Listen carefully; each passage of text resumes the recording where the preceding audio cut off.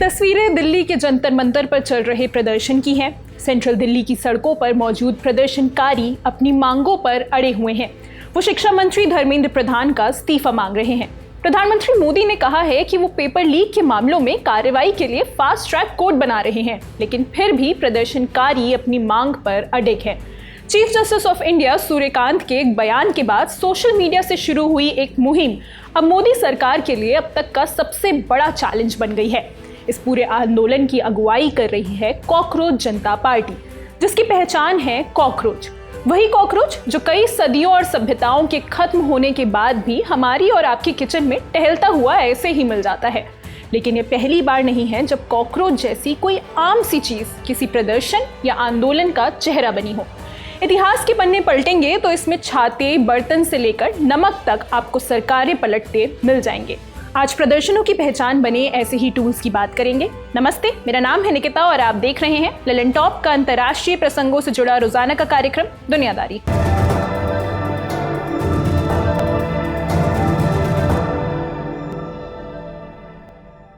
15 मई 2026 को supreme court में एक सुनवाई के दौरान भारत के चीफ जस्टिस सूर्यकांत ने बेरोजगार युवाओं, सोशल मीडिया और एक्टिविज्म पर टिप्पणी करते हुए कुछ युवाओं को कॉकरोच और परजीवी कह दिया। बाद में उन्होंने कहा कि उनकी टिप्पणी को गलत तरीके से पेश किया गया था, लेकिन तब तक ये बयान अदालत की चार दीवारी से निकलकर पूरे देश में फैल चुका था।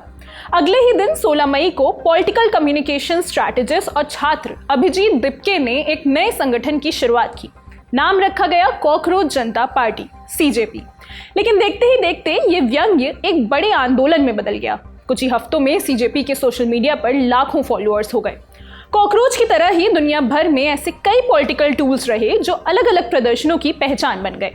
एक साल पहले 2025 में नेपाल में भी ऐसा ही कुछ देखने को मिला। तब पॉलिटिकल टूल बना एक हैशटैग नेपोकिड्स। 2025 का नेपाल पहले से ही गहरे आर्थिक और राजनीतिक संकट से जूझ रहा था।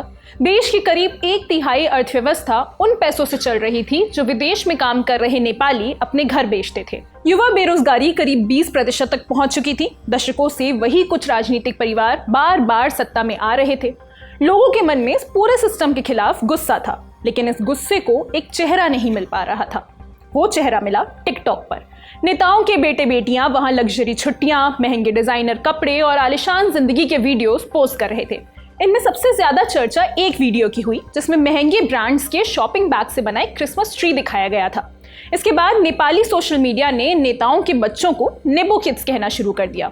ये शब्द हॉलीवुड की दुनिया से आया है, जहां इसका इस्तेमाल भाई भतीजावाद यानी नेपोटिज्म से आगे बढ़ने वाले लोगों के लिए किया जाता है।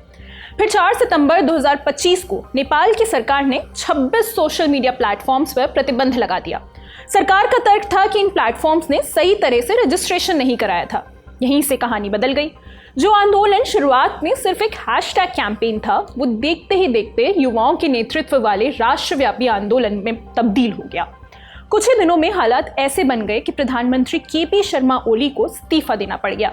ये हाल के सालों में दुनिया की सबसे तेजी से गिरने वाली सरकारों में से एक मानी जाती है। 5 साल और पीछे चलते हैं। 2020 में जगह थी थाईलैंड। पॉलिटिकल सिंबल बनी पूल में तैरने वाली रबर की बतख, रबर डक। थाईलैंड में लोकतंत्र के समर्थन में युवाओं ने एक बड़ा आंदोलन चला रखा था। प्रदर्शनकारियों की 3 मुख्य मांगे थी: प्रधानमंत्री प्रयुत चान-ओ-चा का इस्तीफा, नया संविधान और सबसे विवादित मांग थाई राजशाही में सुधार। मुद्दा इसलिए भी सेंसिटिव था क्योंकि थाईलैंड में दशकों से लागू लेज मैजेस्टी कानून के तहत राजशाही की आलोचना करना गंभीर अपराध माना जाता था। फिर आया 17 नवंबर 2020। उस दिन प्रदर्शनकारी संसद के बाहर इकट्ठा हुए। उनके हाथ में थे विशाल पीले रंग के फुलाए जाने वाले रबर डक, कुछ बच्चों के खिलौने जैसी, लेकिन साइज में थोड़ी बड़ी, जैसे पूल में तैराया जा सके। ये रबर डक किसी राजनीतिक प्रतीक के तौर पर नहीं लाए गए थे। असल में थाईलैंड की संसद चाओ फ्राया नदी के तट पर बनी है। विरोध प्रदर्शन को देखकर संसद तक जाने वाले सारे रास्तों पर पुलिस ने बैरिकेडिंग कर दी थी। ऐसे में प्रदर्शनकारी बतख से ये मैसेज दे रहे थे कि वो सिर्फ इसी के जरिए अब संसद तक पहुंच पाएंगे। लेकिन उसी दिन पुलिस ने प्रदर्शनकारियों पर आंसू गैस छोड़ी और वाटर कैनन का भी इस्तेमाल किया। तब प्रदर्शनकारियों ने तुरंत उन रबर डक्स को ढाल की तरह अपने सामने पकड़ लिया। तस्वीरें वायरल हो गई। कुछ ही दिनों में रबर डक आंदोलन का प्रतीक बन गया। प्रदर्शन स्थलों पर डक वाली टोपी, हेयर क्लिप्स, स्टिकर और दूसरी चीजें बिकने लगी। नारे लगने लगे कि लोगों को और रबर डक्स को परेशान करना बंद करो।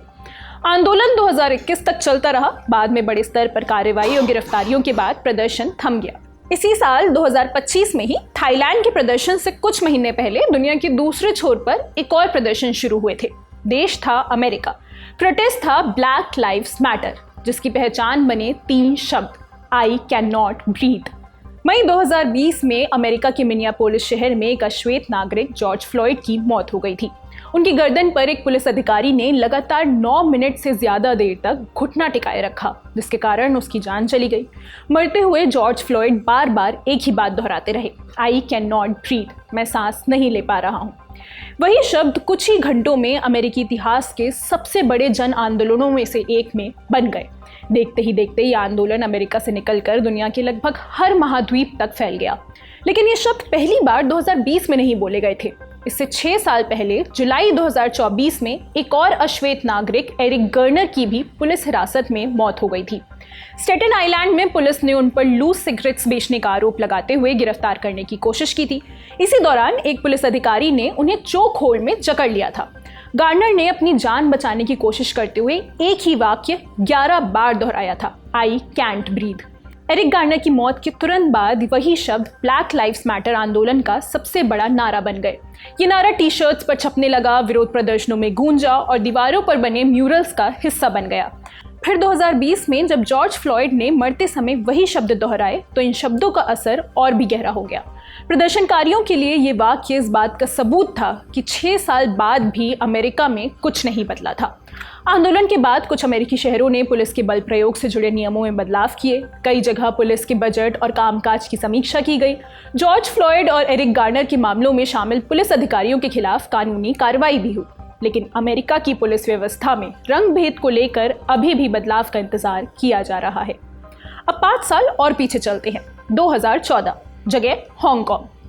प्रदर्शनों की पहचान बना छाता। आप जानते ही हैं कि हांगकांग चीन का एक स्पेशल एडमिनिस्ट्रेटिव रीजन है जो दक्षिणी तट पर पर्ल रिवर डेल्टा के किनारे मौजूद है। सितंबर 2014 में चीन की सरकार ने हांगकांग की चुनावी प्रक्रिया में बदलाव का प्रस्ताव रखा। कहा कि अब हांगकांग में सर्वोच्च नेता का चुनाव लड़ने वाले उम्मीदवारों की लिस्ट चीन खुद अप्रूव करेगा। लोगों को लगा कि चीन इससे हांगकांग में अपने पसंद का लीडर लाना चाहता है। प्रस्ताव के विरोध में हजारों प्रदर्शनकारियों ने हांगकांग की सड़कों पर कब्जा कर लिया। जब पुलिस ने प्रदर्शनकारियों पर आंसू गैस और पेपर स्प्रे छोड़ा तो लोगों ने बचाव के लिए अपने हाथ में मौजूद जो भी चीज थी उसे सामने कर लिया। उस समय अधिकांश लोगों के पास छाता था। छाता ढाल बन गया। बाद में यही आंदोलन अम्ब्रेला मूवमेंट के नाम से मशहूर हुआ। आंदोलन 79 दिनों तक चला। आखिरकार पुलिस ने प्रदर्शनकारियों के कैंप हटा दिए। चीन ने अपना प्रस्ताव वापस ले लिया। लेकिन इस आंदोलन ने हांगकांग के युवाओं की एक पूरी पीढ़ी को एक साझा पहचान दे दी। ये वही पीढ़ी थी जिसने 5 साल बाद 2019 में पीप द फ्रॉग को अपना नया प्रतीक बनाया। 21वीं सदी से पहले भी कोल्ड वॉर के वक्त ऐसे कई सिंबल्स अलग अलग आंदोलन की पहचान बन चुके हैं। 1971 में चिली में भी कुछ ऐसा ही हुआ था। तब प्रदर्शन की ढाल थे किचन के बर्तन। उस समय चिली में राष्ट्रपति साल्वाडोर आयेंदे की सरकार थी। देश खाद्य संकट और बेकाबू महंगाई से जूझ रहा था। दिसंबर 1971 में बड़ी संख्या में महिलाएं राजधानी सैंटियागो की सड़कों पर उतर आईं। उनके हाथ में कोई झंडा या पोस्टर नहीं था। वो खाली बर्तन और तवे बजा रही थी। सड़कों पर बर्तनों का शोर था। रसोई में खाली पड़े बर्तनों के जरिए सरकार की आर्थिक नीतियों और खाद्य संकट के खिलाफ विरोध हो रहा था। ये प्रदर्शन बाद में मार्च ऑफ द एम्प्टी पॉट्स के नाम से मशहूर हुआ। प्रदर्शन के इस तरीके को पूरे लैटिन अमेरिका में कासेरो लाजो कहा जाता है। समय के साथ ये कई दूसरे देशों में भी विरोध का प्रतीक बन गया। 2001 में अर्जेंटीना की आर्थिक तबाही के दौरान भी लोगों ने खाली बर्तन बजाकर सरकार के खिलाफ प्रदर्शन किया। फिर 2019 में जब चिली में आर्थिक स्तर पर असमानता आई तब भी लोगों ने बर्तन बजाकर ही अपना विरोध जताया। अब वियतनाम जंग की बात करते हैं। अमेरिका ने 1955 से 1975 तक 20 साल कम्युनिस्ट समर्थक उत्तरी वियतनाम से जंग लड़ी। इस दौरान अमेरिका में जंग के खिलाफ कई बार प्रदर्शन हुए। 1965 में अमेरिकी कवि एलन गिन्सबर्ग ने वियतनाम युद्ध विरोधी आंदोलन के लिए एक अनोखा विचार रखा। उन्होंने कहा कि प्रदर्शनकारियों को हथियारबंद सैनिकों का सामना गुस्से से नहीं बल्कि फूलों से करना चाहिए। इसकी मिसाल 2 साल बाद अक्टूबर 1967 में देखने को मिली। उस दिन वॉशिंगटन डीसी में 1 लाख से ज्यादा लोग इकट्ठा हुए। इनमें से करीब 50,000 प्रदर्शनकारी पेंटागन तक मार्च करते हुए पहुंचे। उधर पेंटागन की सुरक्षा के लिए M14 राइफलों से लैस लगभग 2500 अमेरिकी सैनिक और नेशनल गार्ड के जवानों को तैनात किया गया था। वो पेंटागन के सामने दीवार बनकर खड़े हो गए। सैनिकों के पास पहुंचने पर कुछ प्रदर्शनकारियों ने उनकी ओर फूल बढ़ाने शुरू कर दिए। कुछ लोगों ने अपने हाथों में पकड़े फूल सैनिकों की राइफलों की नाल में लगा दिए। इन्हीं प्रदर्शनकारियों में 18 साल के जॉर्ज हैरिस भी थे। उन्होंने अपनी कार्नेशन के फूल को सैनिक की M14 राइफल की नाल में रख दिया। यही तस्वीर उस समय के मानकों में वायरल हो गई। बाद में इसे फ्लावर पाप प्रोटेस्ट के नाम से जाना गया। ऐसा ही एक प्रदर्शन 1968 में भी दिखा। उस समय यूथ इंटरनेशनल पार्टी, जिसे यिपीज कहा जाता था, राजनीति और परफॉर्मेंस आर्ट को मिलाकर विरोध जताने के लिए मशहूर थी। 1968 में शिकागो में डेमोक्रेटिक नेशनल कन्वेंशन चल रहा था, यानी डेमोक्रेटिक पार्टी के चुनाव प्रक्रिया का एक हिस्सा। तब यिपीज ने पिगसस नाम की एक सुअर को अमेरिका के राष्ट्रपति पद का उम्मीदवार घोषित कर दिया। उनका कहना था कि अगर राजनीति का यही हाल है तो देश चलाने के लिए किसी इंसान या सुअर में क्या फर्क रह जाता है। पुलिस ने इस प्रदर्शन को रोकने के लिए कार्रवाई की। कई यिप्पी कार्यकर्ताओं को गिरफ्तार किया गया। कुछ समय के लिए पिगसस सुअर को भी हिरासत में ले लिया गया। बाद में 30 अप्रैल 1975 को अमेरिका की हार के साथ वियतनाम जंग खत्म हो गई। CJP के प्रोटेस्ट से पहले भी भारत में इस तरह का प्रदर्शन हो चुका है। उस वक्त इसका चेहरा थे महात्मा गांधी और प्रदर्शन की पहचान था नमक। जी हाँ, आप बिल्कुल सही समझे, हम दांडी मार्च की ही बात कर रहे हैं। महात्मा गांधी ने अंग्रेजों के कानून के विरोध में गुजरात में 390 किलोमीटर लंबा मार्च निकाला था। आप जानते ही हैं कि 1930 में महात्मा गांधी ने अंग्रेजों के खिलाफ सिविल डिसोबीडियंस मूवमेंट यानी सविनय अवज्ञा आंदोलन शुरू किया था। वो चाहते थे कि लोग ब्रिटिश शासन का सहयोग ना करें, उनके बनाए नियमों का विरोध करें। इसके लिए बापू ने नमक को विरोध के प्रतीक के रूप में चुना। ब्रिटिश शासन ने नमक पर टैक्स लगाया हुआ था।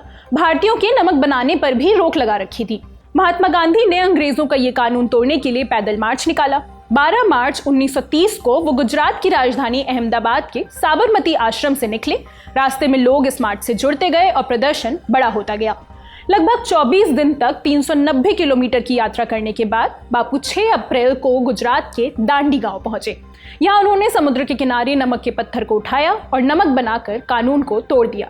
बापू का ये आंदोलन आजादी की लड़ाई का एक अहम पड़ाव बनकर सामने आया।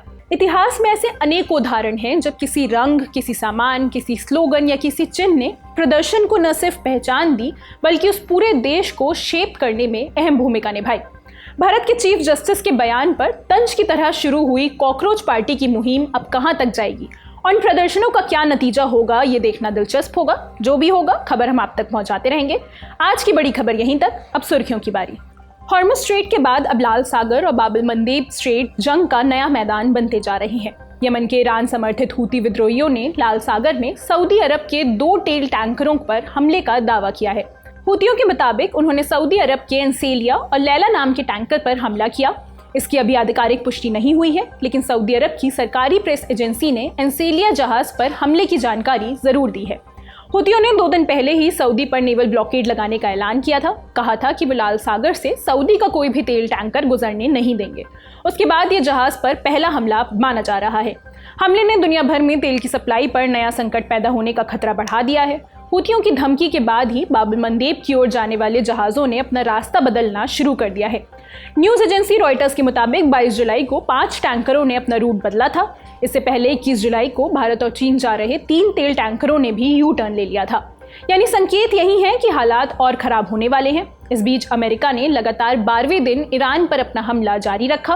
अमेरिकी राष्ट्रपति ट्रंप ने भी धमकी दी है कि अगर ईरान ने हॉर्मुज़ स्ट्रेट में किसी जहाज को निशाना बनाया तो इसके बदले में वो ईरान के ब्रिज और पावर प्लांट को उड़ा देंगे।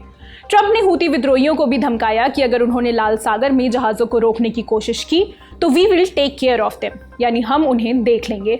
लेकिन ट्रंप की धमकियों के बावजूद हॉर्मुज़ और लाल सागर में जहाज़ों पर हमले नहीं रुक रहे हैं।